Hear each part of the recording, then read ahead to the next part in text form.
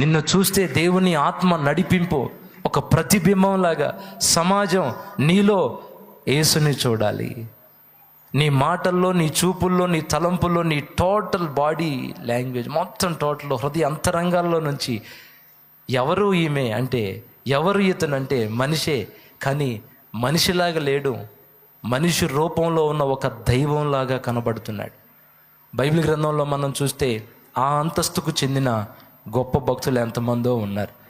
మనలో పరిశుద్ధాత్ముడు ఉన్నాడా లేడా? ఎంతమందిలో ఉన్నాడు? మాలో పరిశుద్ధాత్ముడు ఉన్నాడు అన్న వాళ్ళు చప్పట్లు కొడతారా?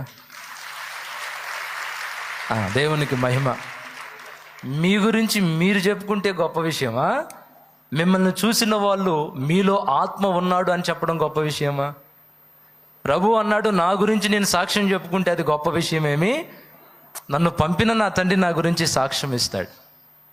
అవునా? మన గురించి మనం చెప్పుకుంటే పెద్ద గొప్ప ఏముందండి? మన గురించి మనం చెప్పుకోవడం కాదు, నాలో ఆత్మ ఉన్నాడు, నాలో ఆత్మ ఉన్నాడు అని మనం చెప్పుకోవడం కాదు. చూసే సమాజం ఉంది చూడండి.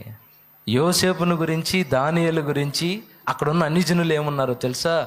అయ్యా, నువ్వు మా మధ్యలో దేవతల ఆత్మ కలిగిన మనిషిగా నువ్వు మాకు కనబడుతున్నావు. మా అందరిలో లేని ఆత్మ మీలో ఉన్నట్టు మేము కనుగొన్నాం. మీరు దేవతల ఆత్మ కలిగిన వాళ్ళు. వాళ్ళకి తెలియదుగా పరిశుద్ధ ఆత్ముడని ఒకడు ఉన్నాడని, ఆయన మనుషుల హృదయాల్లో నివసిస్తాడని వాళ్ళకి తెలియదు. కాబట్టి దేవతల ఆత్మలు అని వాళ్ళు మాట్లాడారంటే అర్థం ఉంది. కానీ వాక్యం తెలిసిన మనం వాళ్ళలో ఎవరు నివసిస్తున్నారు?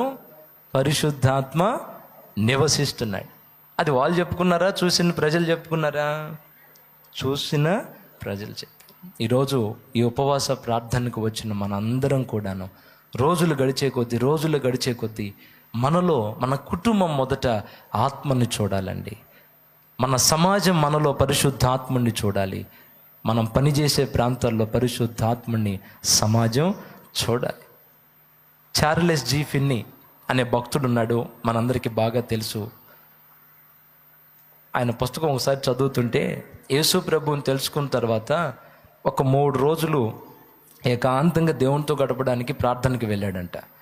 3 రోజులు దగ్గరలో ఒక అడవి ఉంటే ఆ అడవిలో ఒక చిన్న పొద ఉంటే ఆ పొదలోకి దూరి 3 రోజులు అన్నం తినకుండా నీళ్ళు తాగకుండా ప్రార్థన చేశాడు. అలా ప్రార్థన చేసుకున్న తర్వాత దేవుడు తనను తన ఆత్మతో నింపాడు. అక్కడికి వెళ్ళి ప్రార్థన చేసుకొని తిరిగి తన ఆఫీస్కి తాను వచ్చాడండి. తర్వాత రోజు తనతో పాటు కూర్చునే మరొక ఉద్యోగి పక్కనే ఉన్నాడు. ఆ రోజు ఆయన ఆత్మచేత నింపబడి ప్రార్థన చేసుకొని వచ్చి ఆయన పని ఆయన చేసుకుంటా పక్కన వాడితో అంతకుముందు రోజు మాట్లాడినట్టుగానే మామూలుగా మాట్లాడాడు.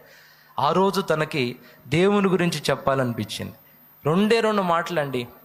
ఆ పని చేసుకునే సందర్భంలో 2-3 మాటలు గ్యాప్ దొరికినప్పుడల్లా, యేసు ప్రభు నమ్ముకోయా, నీ జీవితం కూడా బాగుపడిద్ది, నరకం తప్పించుకుంటావు, పరలోకం పోతావు అని 2 మాటలు అలా అందించాడు.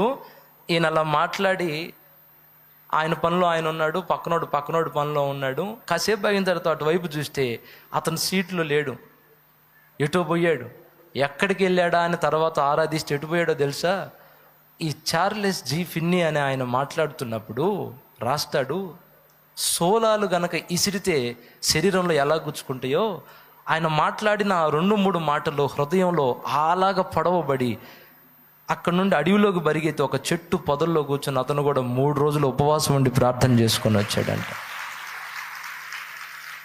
మీరు చప్పట్లు కొట్టారు, నాకు సిగ్గు అనిపించింది. ప్రభువా, నేను ఆరాధిస్తుంది కూడా నిన్నే కదా, మరి మా జీవితాల్లో కూడా ఇలాంటి ప్రభావం, ఇలాంటి శక్తి ఈ అంత్య దినాల్లో కనబడాలి. ఆ వైరాగ్యం, మేము అడుగుపెట్టిన ప్రదేశాల్లో దురాత్మలో పారిపోవడం మా జీవితంలో కూడా చేయవా ప్రభువా? నాకు బాధ అనిపించింది, సిగ్గు అనిపించింది. ఆ శక్తితో నన్ను నింపయ్యా అని చెప్పి నేను ప్రార్థన చేసుకోవడం మొదలుపెట్టాను. మీరు చప్పట్లు కొట్టారు, స్తోత్రం. మీరు కూడా ప్రార్థన చేస్తారన్న నమ్మకం అయితే నాకుంది. ఎందుకనంటే తండ్రి సన్నిధిలో ఉన్న వ్యక్తులు మాటలు విని వదిలేసేవాళ్ళు కాదు, విని దాటిపోయేవాళ్ళు కాదు. దేవునికి మహిమ కలుగును గాక.